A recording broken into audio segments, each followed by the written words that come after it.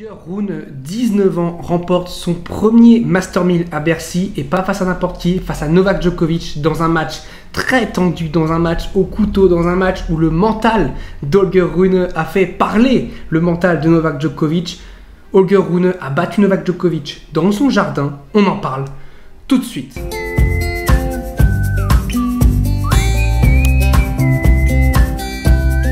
Salut à tous, j'espère que vous allez bien, je suis très heureux de vous retrouver pour une toute nouvelle vidéo. Et aujourd'hui, on va parler de la victoire formidable d'Holger Rune, le gamin Holger Rune, 19 ans, face au vieux, face au papy Novak Djokovic, 35 ans, un match qui a été pourtant pas facile dès le début du match pour Novak Djokovic, qui a vraiment eu beaucoup de mal sur son premier jeu de service, alors qu'il menait quand même 40-0, mais ensuite on voit une belle volée qui va déposer dans cette zone-là, et on voit un Rune qui était vraiment très très loin de sa ligne à ce moment-là.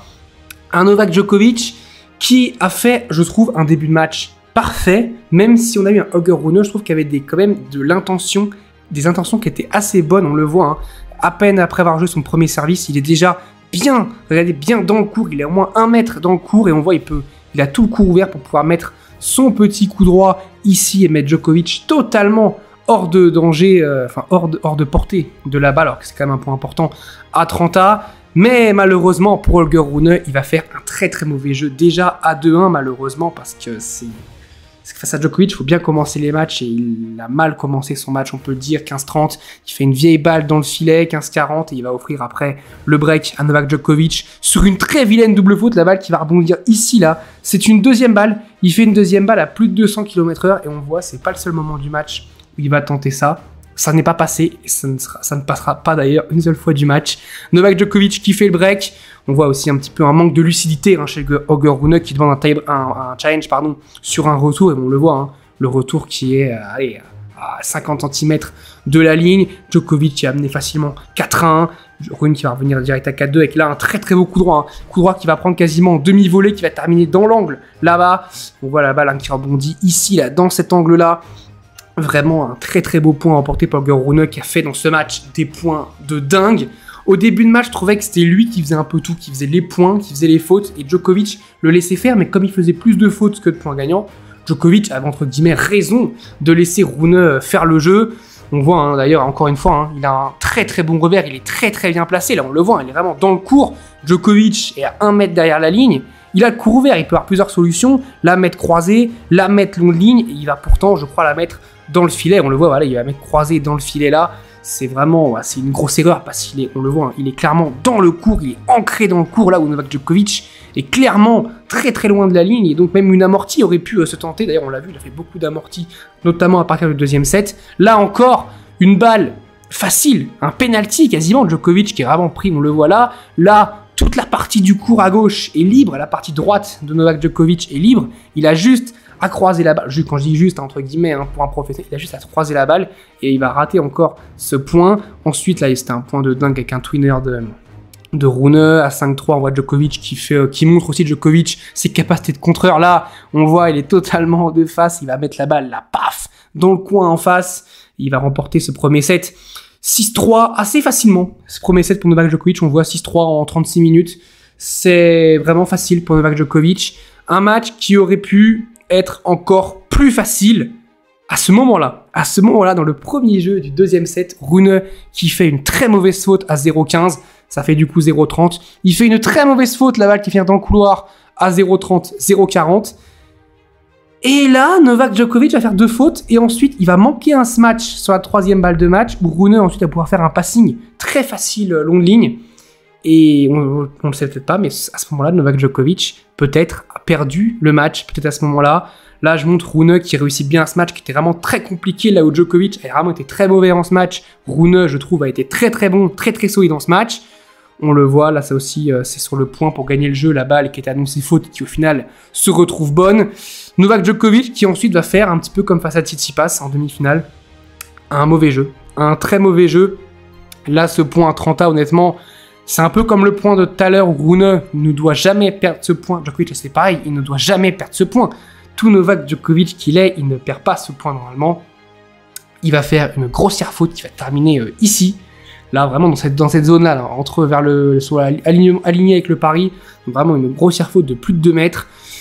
Et Djokovic qui ensuite va faire une deuxième vilaine faute ici dans le couloir et ça va donner le break à Holger Rune qui n'en demandait pas tant, et puis qui va mener ensuite 4-1 dans ce deuxième set, qui va mener 4-2, là très solide, un point 4-2 15A, point important. Volé, ensuite voilà, point 30A aussi, point très très important.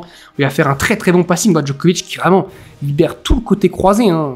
Il anticipe le long de ligne de Rune, mais regardez, il a tout le cours là pour mettre le passing, ce qu'il va faire admirablement bien. Ensuite, bon, Djokovic qui a gagné son jeu facilement, le jeu à 5-2, on voit il l'a balancé, le jeu à 5-2, Holger Rune, 5-3, moment important. Que va faire Holger Rune pour ça, pour le set? Jeu très simple, jeu blanc pour mener, et on se retrouve dans le troisième set. Un troisième set, on arrive à 1h28 de jeu, et on commence le troisième set avec un Novak Djokovic pied au plancher, il rigole pas. Premier jeu quasiment blanc, il perd qu'un seul point. Rune, encore une fois, je vous montre un match, vraiment en belle extension de Rune qui va faire un match très facile, enfin pas facile, mais dans une zone très simple pour pouvoir assassiner Djokovic sur ce point. Djokovic ensuite fait encore un jeu blanc pour gagner son jeu de service. Là, moment important, Rune qui fait un très très mauvais jeu encore une fois. Deuxième très mauvais jeu du match. Et il va offrir le break à Novak Djokovic, qui va breaker et qui va direct demander, regardez, l'appel du physio, l'appel du kiné qui est venu le voir dans le jeu justement, le prochain changement de côté. Djokovic, regardez bien le score, il mène 3-1, 30-0. Novak Djokovic mène 3-1, 30-0 dans le troisième set. Et là, il y a ce passing dans les papates de Rune qui va gêner Novak Djokovic. Et ensuite, il va s'excuser parce qu'il va faire un point. Ensuite, il va faire un passing là, croisé avec la bande du filet. C'est un peu de la chance. Et en même temps, c'est ce qui fait peut-être que Rune va remporter ce match. Puisqu'ensuite, à 40A, là, il y a une volée, mais clairement facile pour Djokovic. C'est une volée penalty. Rune est à 3 mètres de la ligne. Il faut la mettre clairement dans cette zone-là. Parce que Rune est ici. On voit que sa course démarre pour partir.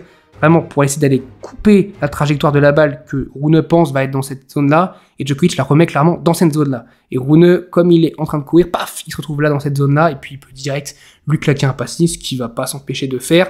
Je crois, voilà, ensuite c'est un lob. Et ensuite, voilà, coup de réflexe. Vraiment un coup de réflexe chanceux de Rune. Mais on dit chanceux, mais quand t'avais ce coup-là pour terminer le point, voilà, t'as pas d'excuses. Franchement, même si Rune a eu de la chance sur ce point-là, Djokovic doit plier le point, là, la volée, clairement. Mais c'est une volée, mais entre guillemets, hein, évidemment, on reste dans le niveau professionnel, qui est facile. Quand t'as toute cette partie-là du cours, tu dois remporter ce point quand tu t'appelles Novak Djokovic. Et d'ailleurs, il se fait débreaker là-dessus. Encore une fois, sur un passing, et comme le dernier point, regardez, il anticipe le long de ligne, et regardez, toute la zone croisée de son côté, toute la zone droite de son terrain est totalement libre, totalement libérée. Et Rune, évidemment, qui a été très bon, je trouve, dans les passings, très bon d'ailleurs dans les choix entre passing, lob, je trouve qu'il était assez bon là-dessus. Et là, voilà, il s'est pas fait prier, la balle qui retombe dans cette zone-là. Donc voilà, Djokovic qui ensuite se fait manipuler à 3-2. 3-2, 30A, point important aussi, hein. Point important, et il sort une amortie de psychopathe que Djokovic va ramener, que seul Djokovic, je pense, aurait pu ramener sur ce match-là. Et ensuite, il va terminer encore une fois avec un passing, allez, passing dans le contre-pied.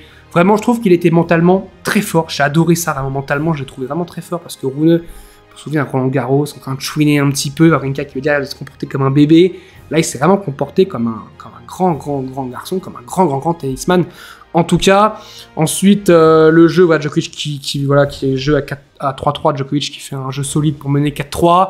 Jeu à 4-3. Il y a quand même un jeu assez serré où Rune mène 40-15, Djokovic revient. Ensuite, là, il y a ce revers long de ligne de dingue de Rune qui a terminé dans cette zone-là.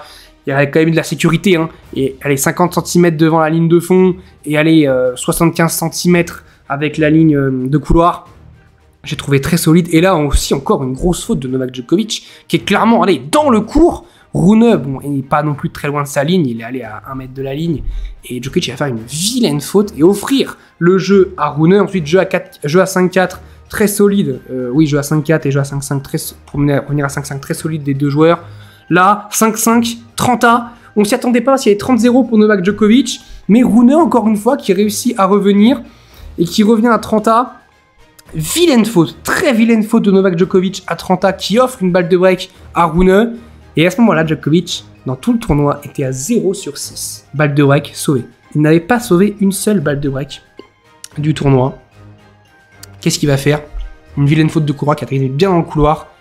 C'est donc C'est donc la 7e balle de break qu'il avait à défendre. Il en a défendu 0. On parle quand même d'un joueur comme Novak Djokovic qui souvent dans la tête, on sait, il est capable de cadenasser les matchs, de tuer les matchs. On l'a vu que là, c'était pas le cas. Il a 3 balles de break dans le début du deuxième set, il plie pas le match. Il mène 3-1, 30-0 dans le troisième, il plie pas le match. Il n'arrive pas à sauver les balles de break. À un moment, j'ai envie de dire, ce qui mérite, entre guillemets, de t'arriver, va t'arriver et Rune va servir pour le match. Un jeu qui a duré le temps d'un set, qui a duré 17 minutes. Djokovic qui mène très vite 0-30. Là, ce point-là, il est exceptionnel. Il fait un petit coup droit qui est vraiment pas fort, mais qui est placé, là, qui sort Rune du terrain. Il va renvoyer la balle ici, dans le filet, mais il a fait un coup de psychopathe, là, de Novak Djokovic. Vraiment, il a fait vraiment un super coup. Rune, qui a 15-30, va faire un lift de coup droit magnifique dans cette zone-là. Il coupe le temps à Novak Djokovic pour revenir à 30-A. Le smash. Djokovic n'avait quasiment pas réussi un smash du match. Et là, il fait son premier vrai bon smash qui va vraiment attaquer un vrai bon smash de Novak Djokovic. Et il va s'offrir sa première balle de break. On voit vraiment là, un bon smash qui va terminer ici, là, vraiment dans cette zone-là. Un smash très solide de la part de Novak Djokovic qui s'offre une balle de break très bien sauvée par Holger Rune. On voit bien ancré là sur ses appuis. Paf! Ici, dans cette zone-là, Djokovic qui est totalement scotché, qui est pris à contre-pied. Ensuite, là, c'est un petit peu la même balle, entre guillemets. Il est même encore plus devant sa ligne. Sauf que là, ça 40A. Il y a peut-être un petit peu la pression de Novak Djokovic. Il le voit démarrer. Il hésite, je pense, entre croiser et la mettre en ligne. Au final, il fait le pire choix. Il la met dans le filet. Ensuite, il y a ce point-là, Novak Djokovic se débarrasse de la balle à un moment et fait un amorti qui est peut-être pas la chose à faire. Je pense qu'il doit encore rejouer croisé, refaire travailler Rune encore côté revers. Alors après, qui suis-je pour dire ça, mais je pense que c'est la solution, parce qu'il n'a pas été vraiment réussi dans le petit jeu Novak Djokovic. Je trouve que Rune a été meilleur dans le petit jeu que Novak Djokovic sur ce match. Ensuite, ça c'est une volée à 40A que Rune ne doit jamais rater, il l'a méradé, enfin 10 cm de la ligne, mais bon, c'est 10 cm de trop. Encore une balle de break pour Novak Djokovic. Là, il y a un point de malade avec un love de Novak Djokovic, une volée de Novak Djokovic. Il va la mettre ici, il va lever le point. Je me dis à ce moment-là, Djokovic va gagner le match. Il sauve encore la balle de break. Rune qui ensuite fait une magnifique volée amortie pour s'offrir sa première balle de match. Et là, alors là, on se dit qu'est-ce qu'il va faire? Il passe pas sa première. Et la deuxième, il a l'idée de... Donc ça, oui, ça c'était pour sa volée, magnifique volée amortie. La deuxième qui va rebondir vraiment clairement ici sur la balle de match. Première balle de match, deuxième balle. Et là, je me suis dit, faire ça face à Djokovic, on sait que Djokovic, il a bien sauvé les balles de match et tué un petit peu l'adversaire comme ça, vraiment le tuer mentalement. Je me dis, surtout que Djokovic faisait quand même pas mal de fautes, il était pas si bon que ça, je trouve, en retour. Je pense qu'il aurait dû jouer, quitte à faire une deuxième à 120 km/h, ok, prends-toi un retour un retour gagnant de Novak Djokovic. Tente, on sait jamais, il peut rater son retour aussi, hein. Tout Novak Djokovic qu'il est, il pouvait rater son retour. Là, en fait, tu laisses même pas l'occasion à Novak Djokovic de faire la faute. Tu l'as fait direct avant même que Djokovic ait touché la balle. Alors oui, c'est sûr que si jamais il avait fait un ace sur deuxième balle, on aurait crié au génie. Mais je trouve que le risque était trop gros pour ce que ça valait. Parce qu'au final, ok, ça vaut un Master 1000, mais t'es à 6-5 avantage. S'il débreak, tu sais, là, sur un tie-break décisif, Djokovic n'a jamais perdu un tie-break décisif à Bercy, tu sais que tu risques gros, et là je pense qu'il a risqué gros, et on le voit d'ailleurs ensuite, il y avait balle de break pour Novak Djokovic, reballe de match pour Rune, et là, Djokovic je trouve qu'il fait une montée un petit peu en chaussette, qui va monter, où il va mettre la balle un petit peu comme ça, il monte, et très très bon passing de Rune, je l'ai dit, hein, dans ses choix, quand Djokovic était à la volée, dans ses choix, que ce soit lob, ou smash, il a toujours, enfin lob ou passing, il a toujours été très bon. Là, il fait vraiment aller dans les pieds et Djokovic qui est vraiment la balle qui est derrière Novak Djokovic, qui est derrière le corps de Novak Djokovic. Il n'arrive pas assez à remonter la balle pour qu'elle remonte le filet. Rune peut s'écrouler, belle accolade entre les deux joueurs. Rune qui bat Novak Djokovic, comme Alcaraz d'ailleurs avait réussi à battre Novak Djokovic à Madrid. Alors c'était en quart de finale, mais il avait réussi à battre Novak Djokovic dans un match aussi très très tendu. Premier Master 1000 pour le gamin danois. Premier Master 1000 pour Rune, qui est au Masters Next Gen, mais qui surtout devient premier remplaçant avec le forfait d'Alcaraz. Du coup, Fritz prend la place d'Alcaraz. Du coup, de facto, Rune devient le premier remplaçant du Masters, du Masters des grands, du Masters des 8 premiers à la race. Il passe 10e mondial. Rune passe 10e mondial. Il avait commencé au-delà de la 100e place. Alors, ok, 103e. mais il avait commencé environ à la 100e place. Il se retrouve 10e mondial. Je sais pas si on se rend compte, on est vraiment dans une transition, je trouve, au niveau du tennis, avec un Alcaraz qui passe numéro 1 mondial, avec Djokovic et Nadal qui montrent encore qu'ils sont là, avec Tsitsipas, Medvedev, Rublev. On se dit, Medvedev il a gagné un grand chelem, c'est différent. Mais on se dit, est-ce qu'ils ont pas passé un petit peu leur chance? Il y a du Musetti qui arrive, génération 2002, il y a du Rune, génération 2003. Commence à y avoir un petit peu de la gueule quand même dans ce monde du tennis. On pose un petit peu la question de qu'est-ce qui va se passer après le Big Three. Ben voilà, un Holger Rune.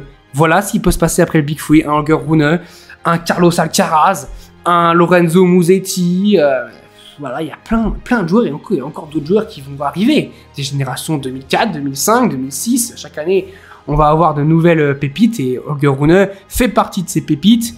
Clairement, je ne le voyais pas finir à cette place-là à la fin d'année. D'ailleurs, vidéo fin d'année, on fera les comptes sur ce que j'avais prédit sur le top 15 de cette année. Si j'ai une place qui est bonne, voilà, parce que je pense que j'ai tout faux. Rune, en tout cas, je l'avais pas vu vraiment. Je l'avais absolument pas vu dans le top 10. Pour moi, il pouvait finir top 50, top 30, top 10, vraiment pas. Gagner un Master 1000, je pensais pas. En tout cas, cette année, je le trouvais trop frais, pas assez mûr. Il l'a réussi. Face au maître du jeu, face à Novak Djokovic, il n'avait perdu qu'une seule finale à Bercy, face à Karen Khachanov. Voilà, très belle victoire d'Holger Rune, vraiment une très belle victoire. Il la mérite parce que je trouve, voilà, comme j'ai dit, Djokovic, il n'a pas saisi les occasions. Et quand tu saisis pas les occasions, souvent ton adversaire, lui, il les saisit à la place. Et c'est ce qu'a fait Rune, très solide, notamment dernier jeu. Il sauve quand même, dure quand même 17 minutes, sauf 6 balles de break. Faut avoir les nerfs costauds. Il a les nerfs solides, notre ami Holger Rune. Ça va être beau pour 2023, vraiment. Dites-moi ce que vous avez pensé de cette finale, de ce Bercy. Je trouve qu'elle a été vraiment très passionnant, vraiment eu un très beau Bercy. Je vous dis salut à tous, on se retrouve très vite. Suite de la série en route vers Turin, il nous reste Casper Ruud, Daniil Medvedev, Andrei Rublev, Félix Auger-Aliassime et du coup Taylor Fritz qui prend la place de Carlos Alcaraz. Il faut que je fasse aussi une vidéo du coup sur Taylor Fritz. Je vous dis salut à tous, portez-vous bien.